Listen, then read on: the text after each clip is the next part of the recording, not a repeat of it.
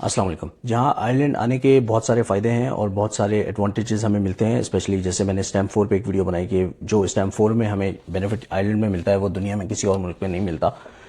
लेकिन यहाँ उसके साथ साथ कुछ डिसएडवांटेज भी हैं या कुछ ड्रॉबैक्स भी हैं। फॉर एग्जांपल सबसे बड़ा जो ड्रॉबैक मुझे लगता है वो ये है कि ये ईयू में तो है लेकिन ये शेंजन में नहीं है आयरलैंड। जो शेंजन एरिया है वो सेपरेट है और शेंजन एरिया के किसी भी कंट्री अगर आपने जाना है तो आपको वहाँ के लिए वीज़ा लेना पड़ेगा। इवन दो आप आयरलैंड के रेजिडेंट हो, आप स्टैम्प 1 पे हो या आप स्टैम्प 4 पे हो, आपको फिर भी वीज़ा रिक्वायर्ड होगा यूके जाने के लिए या किसी भी शेंजन के सिटी कंट्री जाने के लिए भी।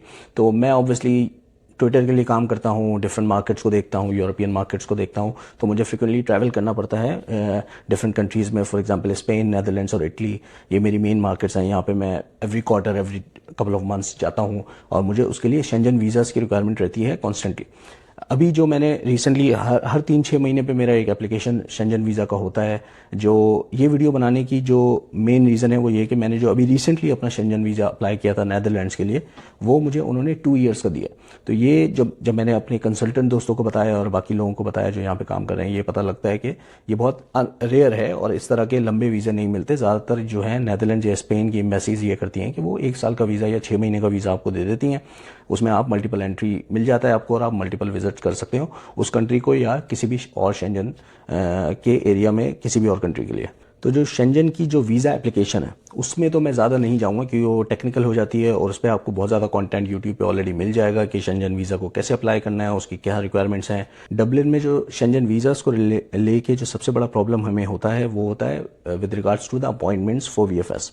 जो वीएफएस है वो यहाँ पे फुली बुक चलता है, 6-6 महीने तक की कोई अपॉइंटमेंट नहीं मिलती है और आपको कंसिस्टेंटली उनकी वेबसाइट ओपन करके हर मिनट देखना पड़ता है कि कोई स्लॉट तो अवेलेबल नहीं है, कोई कैंसिलेशन तो नहीं आई, तो आप अपनी बुकिंग डालें। और मेरे केस में जैसे जब भी मैं वीज़ा अप्लाई करता हूँ तो मैं अपना अकेले का नहीं करता, मैं अपनी वाइफ का और बच्चों का साथ में करता हूँ। तो 4 वीज़ाज जब आपको अप्लाई करने हो तो अगर एक स्लॉट अवेलेबल होगा भी तो आपके लिए वो किसी काम का नहीं है क्योंकि आपको 4 स्लॉट चाहिए। तो ये शुरू में ऑब्वियसली काफ़ी मुझे प्रॉब्लम होती थी। उसके बाद उसके कुछ वर्क अराउंड पता लगे मार्केट में क्या चलता है और कुछ एजेंट्स हैं जो आपको पैसे लेंगे लाइक 100 यूरो पर एप्लीकेंट और वो आपको अपॉइंटमेंट।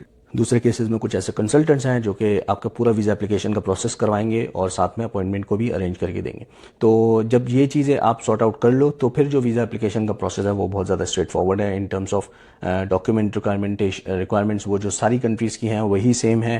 ज़्यादातर कंट्रीज़ की कहीं से भी आप अप्लाई करें वो सेम रहती है एप्लीकेशन रिक्वायरमेंट या डॉक्यूमेंट रिक्वायरमेंट। तो उसमें मैं बहुत ज़्यादा नहीं जाऊँगा।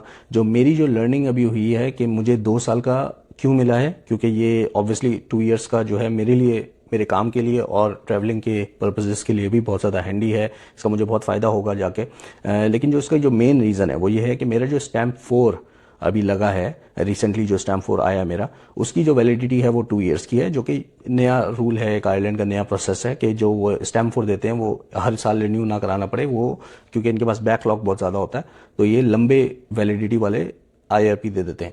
और मेरी जो एप्लीकेशन होती है शेंजन एरिया की, उसकी जो एप्लीकेशन लेटर में लिखता हूँ, ऑब्वियसली उसमें मैं ये वो इशू लिखता हूँ कि यहाँ पे डबलिन में अपॉइंटमेंट्स का बहुत इशू है, इसलिए अगर आप मुझे लंबा वीज़ा देंगे, लॉन्ग टर्म का मल्टीपल एंट्री, तो इट्स बेटर फॉर मी, ताकि मुझे बार बार अपॉइंटमेंट के लिए भागना ना पड़े। तो आई think that work for me और उसी वजह से जो मुझे लंबा वीज़ा मिल गया। मेरी फैमिली को 1 साल का मिला है लेकिन मुझे 2 साल का मिला है क्योंकि मेरा बिजनेस कैटेगरी में आता है, तो उसका मुझे ऑब्वियसली फ़ायदा होगा। एक और चीज़ कि मैंने नेदरलैंड्स का ही क्यों अप्लाई किया। नेदरलैंड्स की जो एम्बेसी है स्पेशली आयरलैंड में, वो इस चीज़ के लिए मशहूर है कि वो लंबा वीज़ा देती है और जो है लॉन्ग टर्म वीज़ा देती है।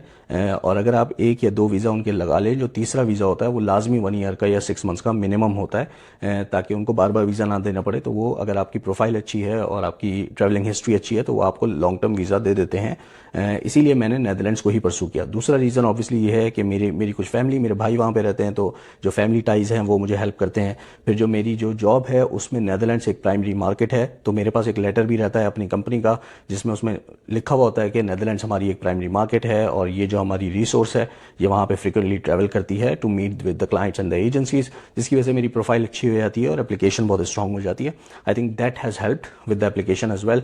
और अब जो है 2 साल तक मुझे कोई शेंजन एरिया का नया वीज़ा नहीं लेना पड़ेगा। सेम तो मेरी सजेशन है वो यही है कि आप जिस भी कंट्री के लिए अप्लाई कर रहे हो, आप पहले ऑब्वियसली छोटे वीज़ा अप्लाई करें। आप जो भी आपने टूरिज्म करना है या आपने वहाँ पे जाके विजिट फैमिली करनी है, जो भी आपने करना है, आप वो डेट्स उनको बताएं और उस डेट्स पे आप एक्चुअली ट्रैवल करें। ताकि उनको नेक्स्ट टाइम जब आप अप्लाई करें तो उनको पता हो कि ये जो प्रोफाइल है ये किसी स्पेसिफिक कमिटमेंट की वजह से हमारी कंट्री में जाना चाहती हैं और जैसे ही वो कमिटमेंट पूरी होती है ये वापस आती हैं before the expiry of the visa. तो जो ट्रस्ट है वो बिल्ड हो जाता है और उसके बाद जो लॉन्ग टर्म वीज़ाज हैं वो लेना आसान हो जाते हैं। जो हमारे लोग करते हैं वो जो प्रॉब्लम है वो यही है कि वो वीज़ा एप्लीकेशन में जो डेट्स लिखते हैं उन डेट्स पे ट्रैवल ही नहीं करते, या फिर वो नेदरलैंड्स का वीज़ा लेंगे और वो नेदरलैंड्स जाएंगे ही नहीं और वो स्पेन और फ्रांस घूम के आ जाएंगे सिर्फ ये अंडरस्टैंडिंग लेके कि शेंजन एरिया का वीज़ा है तो वो शेंजन में कहीं भी जा सकते हैं। वो शेंजन में कहीं भी जा सकते हैं लेकिन जिस कंट्री से उन्होंने लिया है उनके साथ अपनी रैपो बिल्ड करने के लिए उनको उस कंट्री भी लाजमी जाना चाहिए, ताकि नेक्स्ट टाइम जब वो अप्लाई करें तो उनको पता हो कि ये जो एप्लीकेंट है ये एक्चुअली हमारे कंट्री में जाना चाहता है किसी स्पेसिफिक काम से, और उसके बाद वो शेंजन एरिया में दूसरे कंट्रीज़ भी जा सकता है।